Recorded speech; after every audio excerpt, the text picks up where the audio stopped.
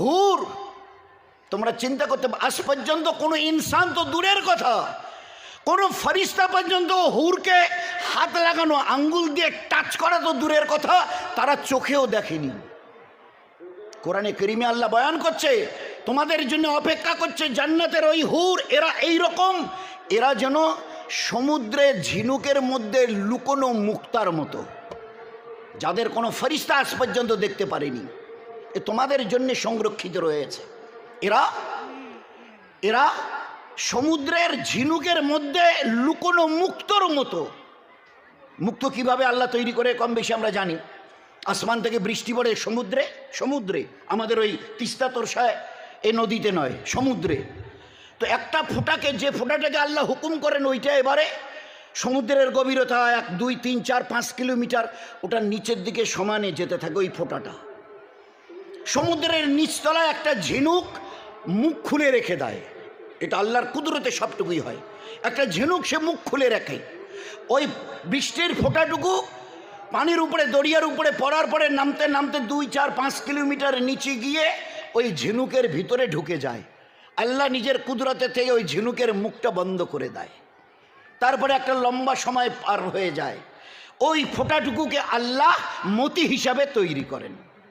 এ হচ্ছে ঝিনুকের মধ্যে লুকোনো মুক্ত, যেখানে ফরিস্তা পর্যন্ত দেখবার তাদের কোনো অবকাশ ছিল না। তোমাদের জন্য ইন্তজার করছে। ফেরো জান্নাত, ওয়ালাকুম ফিহা মা তাশতাই আনফুসুকুম ওয়ালাকুম ফিহা মা তাদাউন। সে এমন এক জান্নাত, এমন এক জান্নাত যে দিল থেকে যা চাইবে, যা বলবে, ইশারা আমি আল্লাহ দেনেন দেওয়ার সঙ্গে সঙ্গে তোমার সামনে প্লেস করব, হাজির করার সঙ্গে সঙ্গে। এক ঝাঁক পাখি উড়ে যাচ্ছে আপনার ওখানে থাকার। আল্লাহ কোরআনে বয়ান করছে, হুম হুম ও আজওয়াজুহুম ফি জিলালিন আলাল আরাইকি মুত্তাকিউন। ও জান্নাতের দুটো দামি সিংহাসনে, এ তো দেখছে ওটা কিরকম হবে আল্লাহ জানে। আল্লাহ বয়ান করছেন সেই জান্নাতের সিংহাসনে কিভাবে এইভাবে বসে থাকা। আল্লাহ বলছে না না না না, এইভাবে টেক দিয়ে, মুত্তাক টেক লাগিয়ে তিনি এবং তার বিবি জান্নাতে বসে থাকবেন।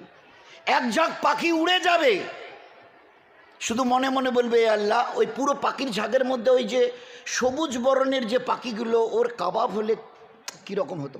তো তোমার এরাদার সঙ্গে সঙ্গে আল্লাহ পাক ওই সবুজ রঙের পুরো পাখির আল্লাহ পাক কাবাব বানিয়ে সোনার তস্তরি প্লেটে করে তোমার ঠোঁটের কাছে এনে পৌঁছে দেবেন। এ আল্লাহর জন্য কোনো মুশকিল নয়। যে আল্লাহ তার একটা কোন শব্দের দ্বারা সাত আসমান আর জমিনকে পয়দা করেছেন, তার জন্য এটা কোনো মুশকিল নয়। আল্লাহ করে দেখাবেন। তো এবারে ফেরেশতাকে উত্তর দেবে, এই ফেরেশতারা তোমরা বলো, কেন আমরা আল্লাহর শুকরিয়া আদায়ের জন্য এই সেজদা করব না? এত লক্ষ কোটি নিয়ামত আল্লাহ পাক আমাদের জন্য এখানে মজুদ করেছেন, যা কোনোদিন চিন্তা করতে পারিনি। ফেরেশতারা উত্তর দেবে, কি এমন নেয়ামত দেখেছো যার কারণে লম্বা সময় ধরে সেজদা করেছো? এখনো তো আসল নেয়ামত চোখেই দেখোনি। হায় হায় হায়, আমরা আমাদের মা বোনেরা খুব ভালো করে বুঝি। দুনিয়ার এই কটা দিন, দুনিয়ার এই কটা দিন, দুনিয়ার জাস্ট ড্রিমড, স্বপ্নের মতো কেটে যায়। এই এলাম ছোট অবুঝ বাচ্চা, তারপরে একটু জওয়ানি আসা শুরু হয়ে গেল, তারপরে কোমরটা হেলে গেল, চোখগুলো ঝাপসা হয়ে গেল, আমাকে না বলে আমার এই কাঁচা দাড়ি চুল সব সাদা হয়ে গেল, আমার হৃষ্টের সমস্ত বাঁধন দুর্বল হয়ে গেল, কোমরটা আস্তে করে বেঁকে গেল, বাস বুড়াপা চলে এলো, চলো।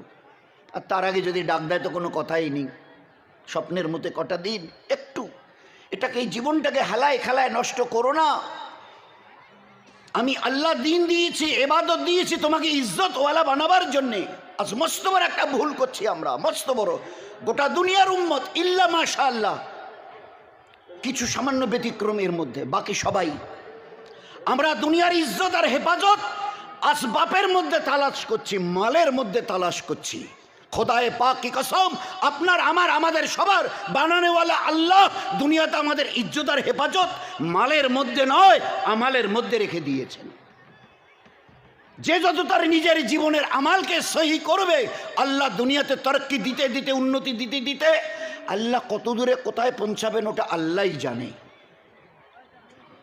এত বড় ইজ্জত 3.5 হাতের মানুষটা, 3.5 হাতের, 4 হাত নয়, 3.5 হাতের, এই জমিনে হেঁটে বেড়াচ্ছে, খাচ্ছে দাচ্ছে, পেশাব পায়খানা সব কিছু।